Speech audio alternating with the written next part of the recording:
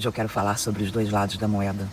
Num mundo dividido, guerras, política, crenças e dogmas, aprendemos a acreditar apenas em um lado, com força, com apego.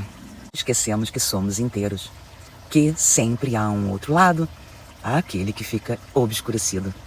Claro, não vemos, muito menos admitimos. A verdade é simples. Não importa o lado que escolhemos. Se nós nos dividimos, há algo em nós pedindo para ser visto e libertado. O aprisionamento sempre causa dor e toda dor se alimenta de mais dor.